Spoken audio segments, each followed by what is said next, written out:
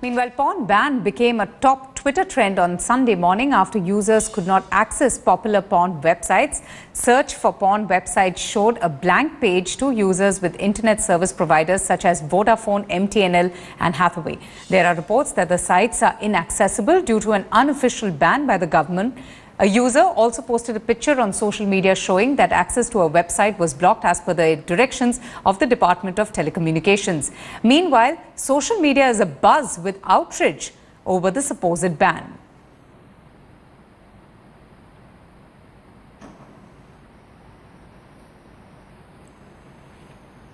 Well, joining us now is senior lawyer Karuna Nandi. We are getting a lot of feedback on this supposed ban by the government. Your reaction on this? I mean, as you know, I was one of the people who argued the online free speech case, which was Shreya Singhal versus the Union of India. It was a bunch of tagged matters.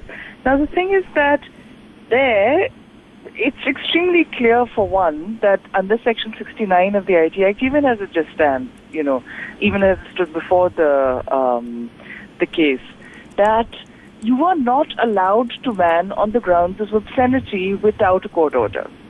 You see? Yes. So the government banning just of its own accord, deciding that such and such thing is obscene or not, and banning of its own accord is actually sort of very quite seriously against free speech. And prima facie, that is what seems to have happened. The second thing is that, the judgment made extremely clear that the practice that the government was going through before, which was blocking without telling the person who is the user, who's uploaded the information, that they wish to do so, that there was something wrong with the post, without giving the person notice and having them come and, make representations before the government, before it's banned, and then giving reasons and then allowing the person an opportunity to challenge the ban in court, right? This is what is the structure under Section 95 and 96 of the CRPC. Sorry to get into detail on the provisions for our TV audience, but you see, when a book is banned, a very detailed procedure is followed. Mm-hmm. And so if you have a book and if you have an e-book, it's really, really easy to secretly ban the e-book. And in fact, the government's blocks, that is what the procedure is. Whereas if you ban a book, you have to go through a notification, the public is informed, there can be a court challenge, reasons must be given, etc. So yes, I think this ban, prima facie, seems to me to be entirely incorrect and not just unconstitutional, that's a very big word.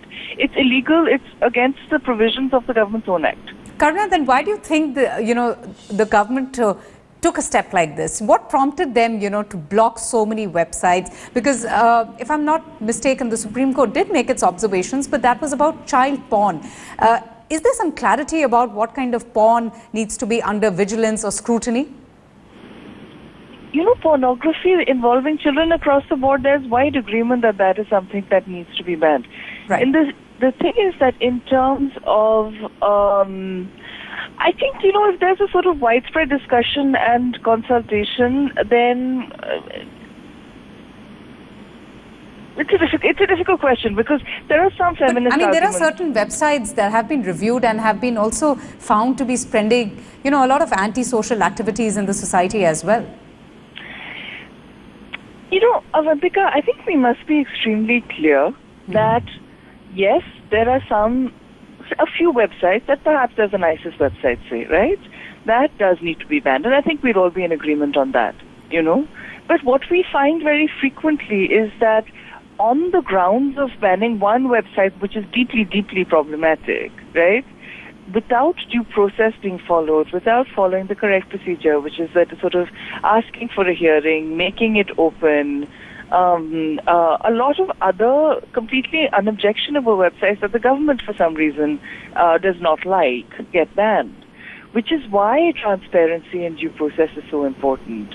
Now, in those, when we took the blocking orders to the Supreme Court, there was some, for instance, let me just give you that example. When we look at the Bangalore matter, Bangalore issue where there was certain misinformation being spread and there were people leaving on trains and there was over the Rohingya issue, right?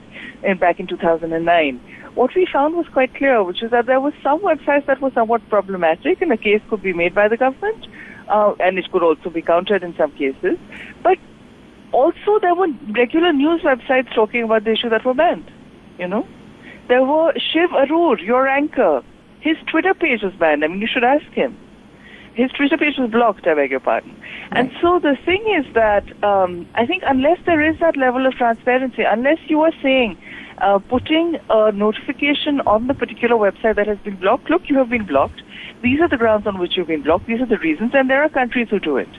Right. This is why you've been blocked, and this is where you can go to court, I think they're not following the rules, and these are procedures. This is just secret banning, secret blocking, which is just unlawful and prevents, the citizens from the information that information or whatever it is in terms of their website that is subject to free speech rules, free information rules. Right.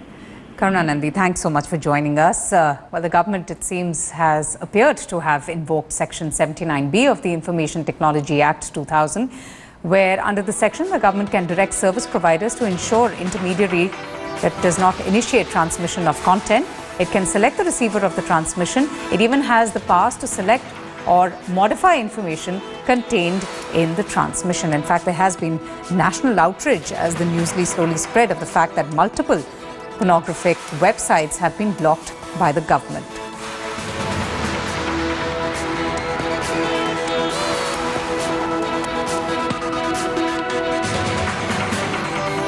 And the Supreme Court, meanwhile, also mentioned early July, the top court had said that a ban on porn would be violation of Article 21, which also upholds personal liberty.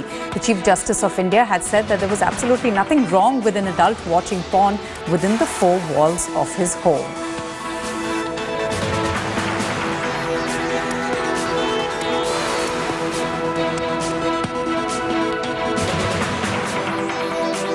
No, they can't do it on their own. It is going to be illegal. They can only do it if there is a court order or if there is a court order by competent authority in the government after noting down the reasons in writing and communicated in writing. So I don't think they have done it on their own. I think there is an executive order which is going, and as someone in the government said that they are trying to block child pornography, but since they are not able to differentiate between the sites serving just ordinary porn and child porn, I think they have been blocking all the sites. And this is a very difficult position for the government to sustain in the court. This debate has been pending for long. In fact, for child pornography, we know that it's universally banned. I mean, it's something that we also need to do something about. But viewing of adult content, even in places like US, is something which is been permitted, and this is something which is a right of a person. Anybody who's an adult is free to look at any adult content. That cannot become an embargo only because child pornography exists today on the internet. That has a separate treatment altogether which is required for that. So this is what is universally, I think, accepted in most countries. And I think India should also consider this seriously. Reactions coming in there on that story about various porn websites that have been blocked. In fact, a lot of internet users in the country were quite shocked as they found out that a lot of porn websites were blocked by the government. We're getting in some breaking news meanwhile. Milind Deora has tweeted on this story that we were just showing about the porn block, saying, quote unquote, "I have never watched porn, holier than thou trolls. It's pretty evident from your display pictures that you're telling lies. The latest ban is not about liking or disliking porn. It's about government hijacking personal liberties. What will they ban next? Phones and TVs? And the government takes one more step towards Talibanization of India." All right, so the former MP there tweeting about the latest ban that has been seen early this morning, where porn sites have been banned. In fact, this is what he had to say a short while back in his tweet, where he has accused the government of Talibanization of the country.